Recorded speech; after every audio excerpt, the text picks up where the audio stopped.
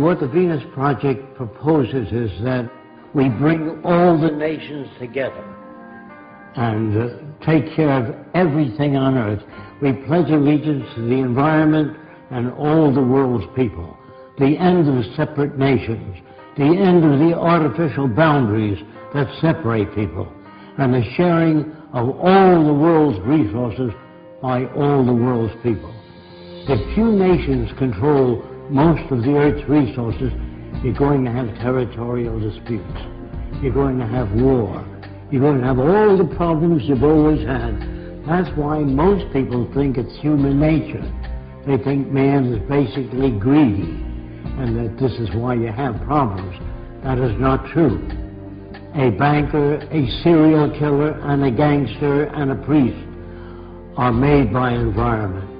It's not human behavior, it's the environment we come from which generates behavior. We are victims of culture, all of us. That's why we have a distorted view.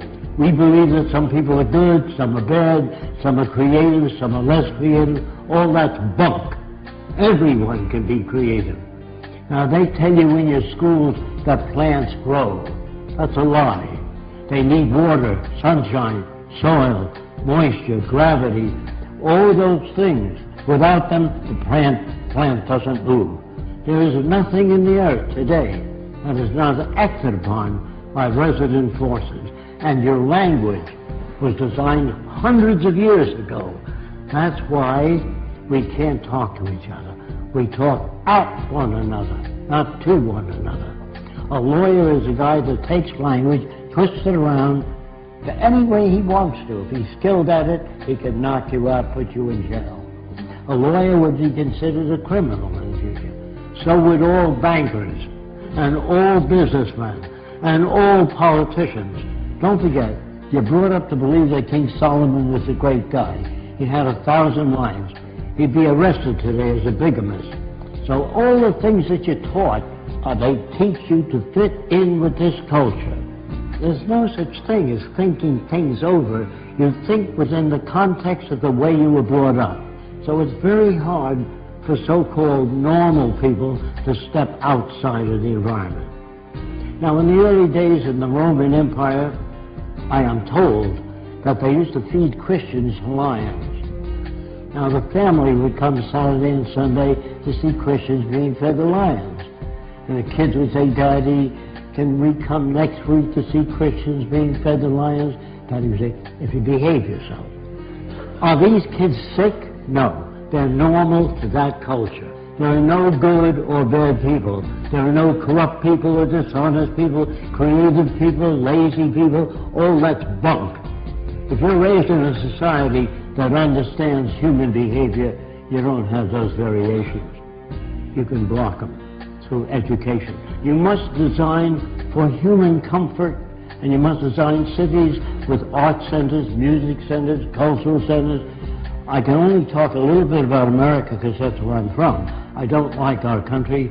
It's completely corrupt.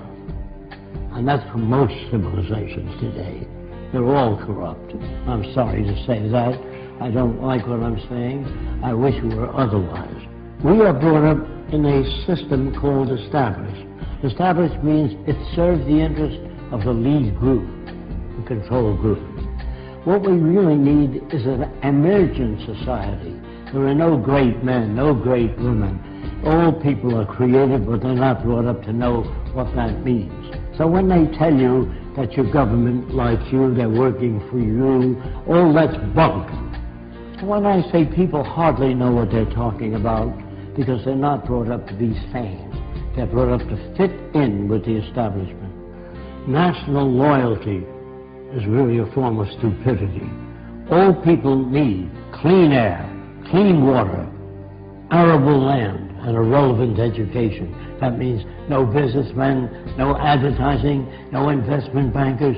I used to work for Ernst Ujudet, and I said, "How did you shoot down 70 airplanes?"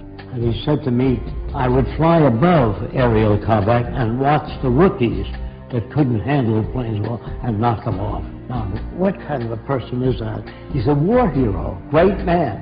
They're bums and stupid people brought up by an arrogant society that doesn't give a shit about anyone else but the established institutions. Man, this includes me, cannot think or reason. When your car veers to the right, you don't kick it and beat it up.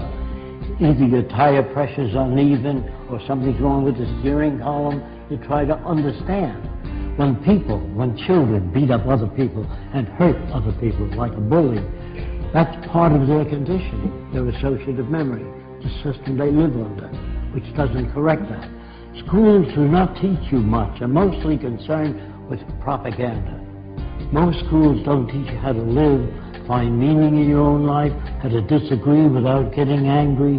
What is really needed is the intelligent management of the Earth's resources for the benefit of everyone. Now, the only way you can do that is through technology.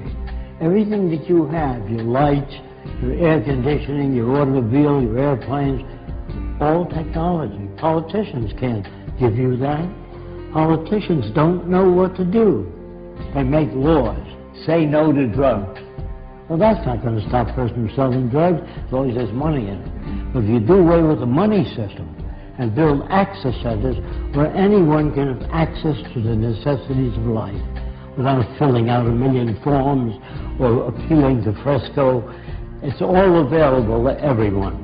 Go to your big department stores or your food stores, you'll see lots of stuff. We are now capable of producing an abundance. People say to me, I know two people from the same environment. One turned out to be a priest, the other a gangster. If environment is everything, how do you get those differences? You get those differences by playing with the youngest child, 4 years old, while the 7-year-old stiff. That's where jealousy comes from. It comes from poor manipulation of the variables. If you grade children in school, you hurt the other kids. I got an A, what did you get? F, failure. You know, all of us, by the way, are prostitutes in this system.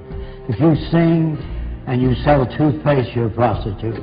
If you get up and you say, I got just the house you're looking for, you're a prostitute for the establishment. So there's no good or bad people now. We're perfect reflections of the culture we live in. Again, I'm sorry about that. How can you pray to a God? How can you talk to God?